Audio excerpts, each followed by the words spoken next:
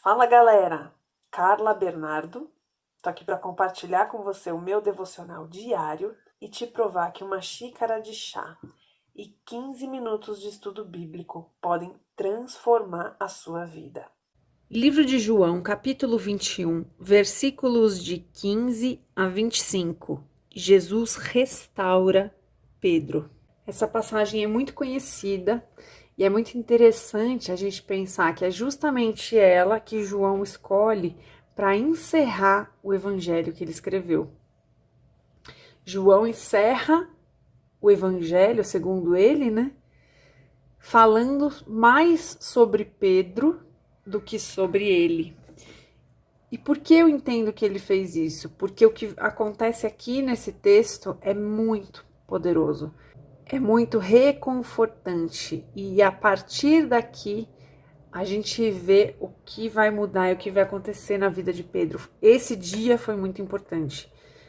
A gente viu no texto anterior, né, que Pedro estava meio perdido. O mestre morreu, parece que o sonho acabou, vou voltar a fazer o que eu sei fazer, vou voltar a pescar.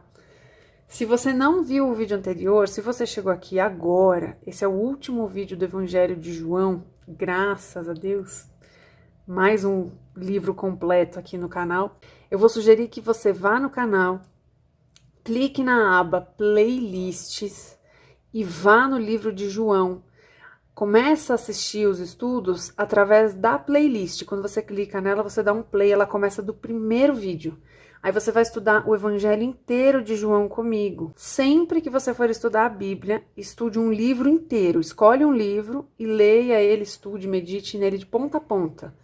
Se você vai pegando textos soltos, você pega o texto fora de contexto e pode ter uma interpretação equivocada a respeito daquilo que está escrito. Então, sempre estude livros completos, ok? Então, para quem está acompanhando aqui, a gente viu isso. Jesus aparece para eles ressurreto, mas enfim, eles ficam naquela, né? O que a gente vai fazer agora? Não tem mais o mestre. E Pedro volta a pescar. E eu falei até no vídeo passado que isso é uma tendência nossa, né? Quando o Senhor nos chama e parece que o chamado deu errado, a nossa tendência é querer voltar para onde a gente estava quando Deus nos chamou. O que aquele povo ingrato, né, faz no deserto? Reclama para Moisés, as cebolas do Egito eram ótimas, lá a gente tinha carne, lá a gente tinha não sei o que, a gente sabe que é tudo mentira, não tinha nada. Né? O texto deixa claro que o faraó reduziu a comida deles. Mas quando as coisas apertam, a gente tende a olhar para o nosso passado, muitas vezes para o lugar do pecado, né, que era isso que o Egito simbolizava, e a querer voltar. Parece que aqui onde Deus chamou está mais difícil do que era no passado. E é isso que a gente vê com Pedro no último texto. E Jesus executa o mesmo milagre que ele fez quando chamou Pedro da pesca maravilhosa, ele repete esse milagre. Ou seja, eu entendo ali que ele renova o chamado de Pedro. Por que Pedro, gente? Porque Pedro negou Jesus 3 vezes. Então, além de Jesus ter morrido, eu fico imaginando aqui, se fosse comigo, né, a ressaca moral que Pedro estava. Porque o mestre morreu e eu traí o mestre. Ou seja, eu imagino que na cabeça de Pedro, tipo, pra mim acabou, eu não posso mais ser discípulo, não tem mais o que fazer. O mestre morreu, eu traí o mestre, então pra mim já era. Então, no texto anterior, Jesus repete o milagre, ou seja, ele renova o chamado. Pedro, o chamado continua valendo. Tá aqui, ó, o mesmo milagre. Né? Jesus repete o milagre da pesca, eles passam a noite tentando pescar, não conseguem pescar. Jesus aparece na praia, fala, lança a rede do outro lado. Eles lançam e, de novo, as redes ficam cheias. Quando eles vêm para a areia, Jesus está esperando eles já com peixinho assado. Peixinho assado, pão assado, e eles sentam para comer. E aí é aqui que continua o texto, tá? Então ainda é isso, eles acabaram de vir dessa pesca, Jesus ressurreto está aparecendo para eles e eles estão comendo juntos. Vamos lá, versículo 15. Depois de comerem, Jesus perguntou a Simão Pedro, Simão, filho de João, você me ama mais do que esses discípulos, né? E disse ele, sim, Senhor, tu sabes que te amo.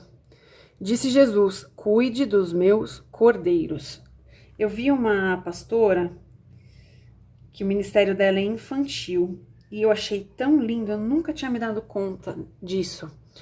Ela fala, né, cordeiro é o quê? Filhote de ovelha. Então a primeira ordem que Jesus dá para Pedro é para cuidar das crianças, dos filhos das ovelhas. A gente vai ver que ele muda o texto. Isso é muito lindo. Se você aí cuida de um ministério infantil, está sendo chamada para isso, veja a importância que tem cuidar das crianças para Jesus. Quanto Deus valoriza isso, né? 16. Novamente Jesus disse, Simão, filho de João, você me ama? Pergunta pela segunda vez. E ele respondeu, sim, Senhor, tu sabes que te amo. E disse Jesus, pastorei as minhas ovelhas. Então, na primeira, se você me ama, cuide dos cordeiros, dos filhotinhos de ovelha. Na segunda, se você me ama, pastorei as ovelhas. Pastorear é acolher, aconselhar, acompanhar, proteger. É tudo isso aqui que ele tá mandando Pedro fazer com os cristãos, né? Não tinha essa denominação ainda, mas o que hoje a gente entende por cristãos. Pela terceira vez, vamos lembrar, quantas vezes Pedro negou Jesus? 3. Então, 3 vezes Jesus pergunta, Jesus questiona se Pedro o ama. Ele lhe disse, Simão, filho de João, você me ama? Pedro ficou magoado. Caramba, meu, né? Já falei, tá me perguntando de novo. Ele tá duvidando do meu amor, né? É isso aqui. Por Jesus lhe ter perguntado pela terceira vez, você me ama? E lhe disse, Senhor, tu sabes todas as coisas e sabes que te amo. Aqui, ó. Ele tá sendo honesto então, né? Porque se ele tá invocando a onisciência de Jesus para comprovar que ele ama Jesus, é porque ele tem convicção do amor dele, né? E disse-lhe Jesus, cuide, agora mudou, era pastorei, agora é cuide das minhas ovelhas. Digo a verdade, quando você era mais jovem, vestia-se e ia para onde queria, mas quando for velho, estenderá as mãos e outra pessoa o vestirá e o levará para onde você não deseja ir. Jesus disse isso, ó, aqui João tá dando a explicação pra gente, tá? E aqui a gente vai entender quanto tempo depois João escreveu o evangelho. Jesus disse isso para indicar o tipo de morte com a qual Pedro iria glorificar a Deus. Ou seja, quando João está escrevendo isso aqui, Pedro já morreu. João já sabe até como Pedro morreu. E aí, através da morte que Pedro teve, João tem a revelação dessa conversa aqui. Ele entendeu o que isso quis dizer. Tá? Então, João está escrevendo esse texto já depois de Pedro ter morrido. E então lhe disse, siga-me. Ó, você vai para onde quer hoje. No futuro, você vai vestir a roupa que mandarem, vão te pegar pela mão e te levarem para onde quiserem. Você não vai ter liberdade. Siga-me. Pedro voltou-se e viu que o discípulo a quem Jesus amava o seguia. Ou seja, estava ele e Jesus andando, conversando, e João atrás, né? E, ó, parênteses de novo. João ama um parênteses para explicar pra gente o contexto. Acho ótimo. Gosto de gente assim, que facilita a nossa vida. Este era o que estivera ao lado de Jesus durante a ceia. Então, esse que estava com Jesus, que Pedro está falando, também era o que estava com Jesus durante a ceia e perguntara, Senhor, quem irá te trair? Que é João, é ele mesmo. Quando Pedro o viu, perguntou, Senhor, e quanto a ele? Tipo, Jesus, você falou do meu futuro, e com ele, o que vai acontecer? Ele queria saber do futuro de João. Respondeu Jesus, eu amo as respostas de Jesus. Ontem eu estava tendo essa conversa com meu marido aqui em casa. Esse Jesus fofo que todo mundo pinta, se você ler os 4 evangelhos com atenção, você vai ver que não tem. Jesus dá uma tesourada em Pedro aqui agora, que qualquer um de nós que fizesse isso, a pessoa ia falar, credo, que grossa. É crente, é grossa, assim. Olha o que Jesus responde. Pedro querendo se meter na vida de João. Se eu quiser que ele permaneça vivo até que eu volte, o que importa? Tipo assim, não é da sua conta. Quanto a você, siga-me. O que te importa, o que vai ser de João? Preocupe-se com o que eu acabei de te falar. Qual foi a ordem que eu te dei? Siga-me. Então é só isso que você tem que se preocupar, Pedro. Cuide da sua vida. O que Jesus está respondendo aqui para Pedro é exatamente isso. E aí fica essa lição pra gente. Não nos interessa o que Deus vai fazer na vida do outro. Ah, o meu caminho é mais difícil, o do outro é mais fácil. Problema dele e seu. Cuide daquilo que Deus te chamou para fazer. Aí o fulano, por que Deus faz por fulano e não faz para mim? Não te interessa. A resposta de Jesus é essa. O que importa? Então, quando você pensa em cuidar da vida alheia, lembra de Jesus te falando isso aqui, igual ele falou para Pedro. Versículo 23. Foi por isso que se espalhou entre os irmãos o rumor de que aquele discípulo não iria morrer. Existe uma lenda, tem gente que acredita nisso até hoje, que João tá vivo.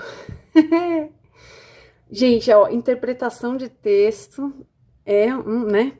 Jesus disse, se eu quiser, não te importa, né? Então, sabe quando a mãe responde, e se eu quiser fazer? Não é da sua conta. Foi isso que Jesus disse. Mas aí se espalhou uma lenda de que João não ia morrer até que Jesus voltasse. Se você já ouviu isso, isso não existe, tá? O próprio texto aqui vai informar. Não caia nessa falácia. Quem espalhou isso, que tá acreditando nisso até hoje, não se deu trabalho nem de ler o texto até o final. Vamos lá. Rumor de que aquele discípulo não iria morrer. Mas Jesus não disse que ele não iria morrer. Ó, João tá explicando aqui, gente. Isso é boato.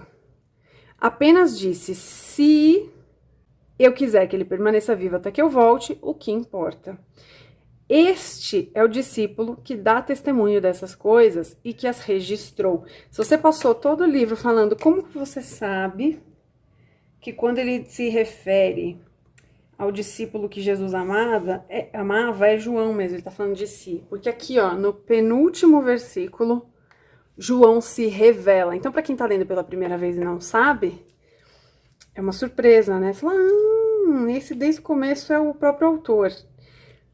João deixa para se revelar no final do livro.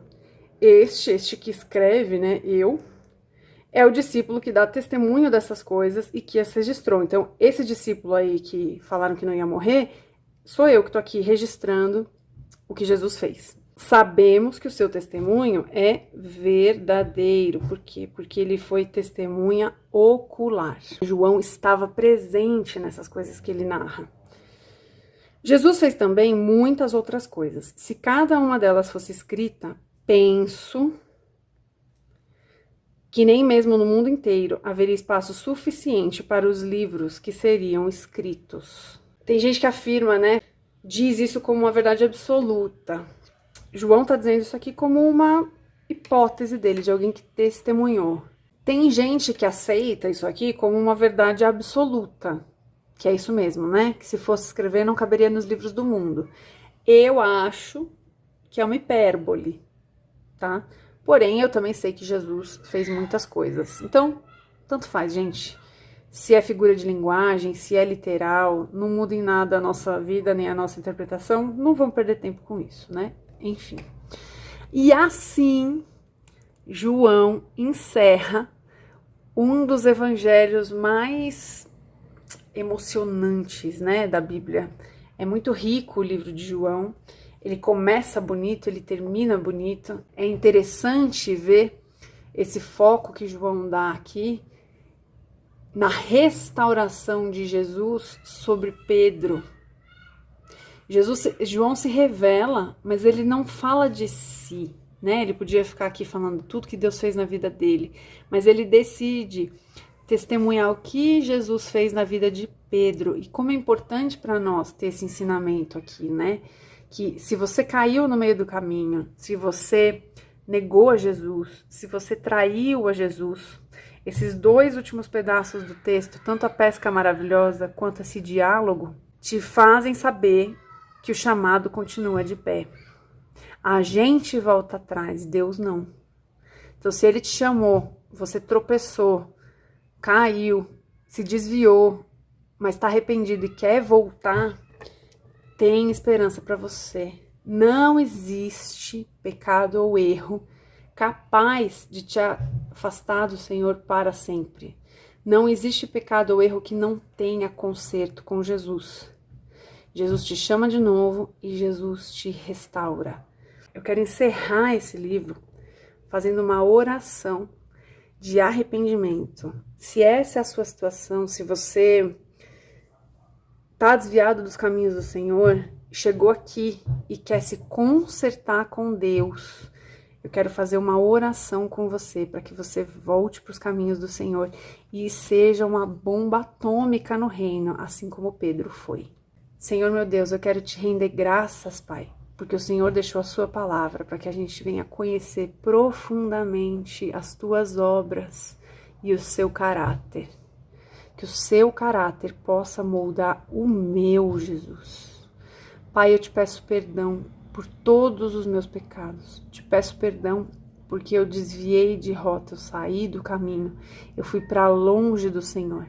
Mas hoje, como filho pródigo, que reconhece o seu erro, que enxerga onde errou, porém se sentindo sujo, não merecedor, incapaz de ser reconciliado com o Pai.